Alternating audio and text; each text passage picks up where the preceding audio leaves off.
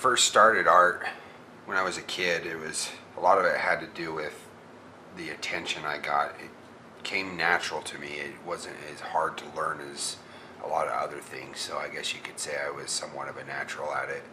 And I really enjoyed the attention that I got when I was younger, especially from the adults, where I would kind of draw something, and even though drawing realistic stuff and very detailed stuff was still hard for me when I was a child, I'd draw a cartoon or some fruit or something, and the response I got from the adults was I liked it, and that kind of drove me or encouraged me to do more. And I kind of fed off of that. And as I got older, I got better and better, and that reaction became stronger.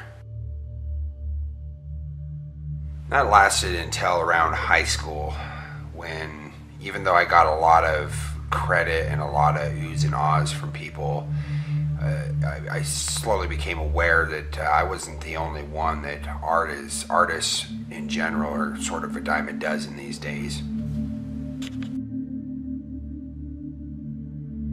And there were a lot of, I guess you could say, kids that could do or even do better than me when it came to art. And so I started entering the competitive world of adulthood at that point.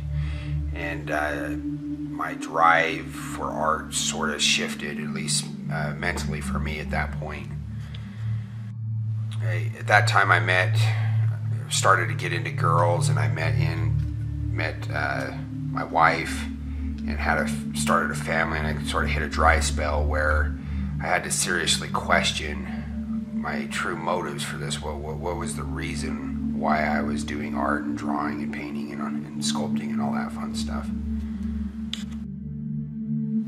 And in that transition of thought, if you will, it became clear to me that I did enjoy doing art, and it no longer became the oohs and ahs and the desire to get this reaction of people of like, wow, you're a really good artist, look at that. And it became something else. It became an escape, or a way of me kind of shutting off my mind and doing something that took time, but kind of shut off my mind to the stresses and the worries of the world. And it was the course of all of that, the constantly doing it throughout my life, that got me to a point where you could say that I was pretty good at it at that point. I started to learn a lot of techniques, a lot of practice. I started studying and noticing other people's techniques and their styles, and what styles popped out at me and what didn't, and what I thought was fun and what I thought was very tedious and monotonous. One of the things that I've noticed about art is, and as I get into adulthood and into my older ages, it's really about time. Time is the key to it, and I think it's the key to a lot of things in life, because you start to realize that it's finite. We are limited in the amount of time that we have on this planet, or in this world, or in this life at this point in time, right here, right now. And that limitation starts to change your thinking the more aware of it as you become. And I've always known as a kid that there's only so much life, and that we all inevitably die. But I started to realize that no matter how much I painted, no matter how much I drew, no matter how much I sculpted, I was never going to do everything that I wanted. All the ideas that I had in my head, all the accomplishments I wanted to achieve with art in general, that I could paint every day, every second for the rest of my life, and I will never do everything that I wanted to do. So then that kind of inevitably led to the idea of, what do I want to leave behind? What is it that, what legacy, when I'm long gone, what are people going to have left for me, and is it really what I want them to see and know about me? And I'd have to say that aside from just a pastime and shutting my mind off to the stresses of the world, this is more than likely the drive that I have in my older age to do art. It's no longer about impressing people and getting the oohs and ahs and wow, you're amazing, you can draw that so detailed or whatever. That doesn't really matter. What really matters to me is what I'm doing, why I'm doing it, what I'm leaving behind, and that's the motivation that I find today. When I first set out to do the skull, I wanted to be as anatomically correct as I could possibly be. I wanted to really truly draw the skull in proportion to what it really is in nature. Obviously everybody's shape of their heads are different, so all skulls are going to have some variation in their bones and where they're positioned and whatnot. But I wanted it to be anatomically correct and in proportion to where you following or looking at this video, you can truly see the placement of the bones. One of the things that I've noticed over my life, and especially when sitting down and doing this particular video, is that there's a lot of cracks and different sections of the skull. You know, when you mention a skull to somebody, they'll usually think of the skull as being just one bone, or maybe two bones with the jawbone, when in fact there's 22 bones in the human skull, 8 of them being cranial bones and 14 facial or skeleton bones. There's all kinds of cracks in the human skull that form naturally, not necessarily breaks, but naturally forming cracks or crevices. They almost look like a sound on a monitor or a heartbeat on a monitor as they go up and down. It's very interesting. There's also a lot of holes, which surprised me as I really got into this and really thought of it in detail. There are a lot of holes. So we'll go ahead and list for you the different bones where they're at.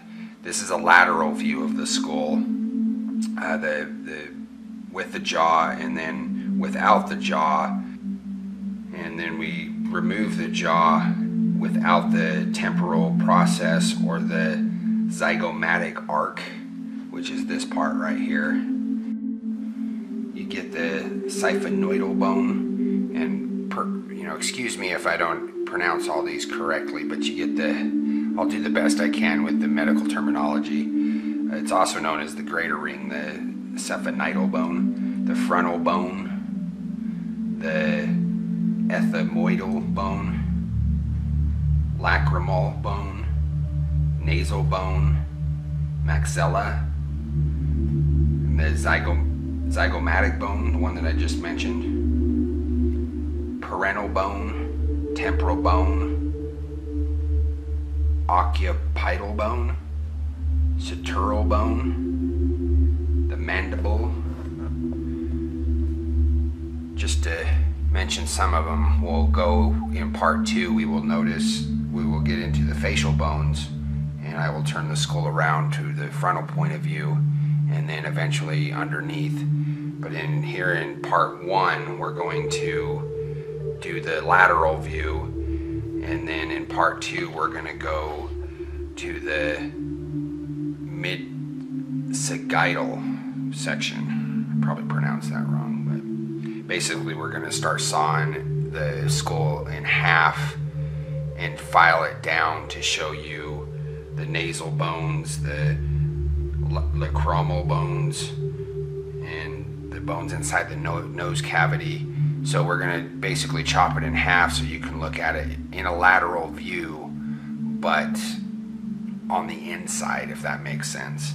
And then we'll go to the top view and then cut the skull in half again and show it to you from the top down. And then in future videos, we're going to show the under view of what it looks like from underneath. And then that'll probably complete the skull videos. Some of the holes in the face that really surprise me, you never notice them because they are hardly ever drawn in the general public, but the infraorbital foramen hole, it's right kind of in the cheek, and then the mental foramen, which is in the lower part of the jaw, kind of in the chin. Some of the proportional things to notice when drawing a human skull to get it proportionally right or in proportion is the most consistent and useful rule regarding the skull is the location of the halfway point. It almost always falls in the middle of the orbit, which on the face is in the middle of the eyes. So you want the center of your eyes to be placed in the middle of your skull. This will help give you correct proportions. So obviously it varies depending on children versus adults versus a large male versus a petite female, if you will. But in general, you can use these measurements if you're trying to be true to size. And that's 18 centimeters is in the front part of the face, from the bottom of the jaw to the top of the skull. But from the bottom of the jaw to the back of the skull, it's around 21 centimeters. And then from the top of the forehead to the back of the skull, as you're looking around 16 centimeters. And you're also looking at 16 centimeters from the top of the head going down the back of the skull to the bottom. So obviously this drawing here is not true to size in real life, and it can vary depending on the person, like I was saying before, but you can kind of use that as a guide. So if you're drawing the front of the face is 20 centimeters, you can subtract 2 centimeters on the top, and then you can add 3 centimeters on the bottom, and then 2 centimeters in the back of the head, and that'll give you your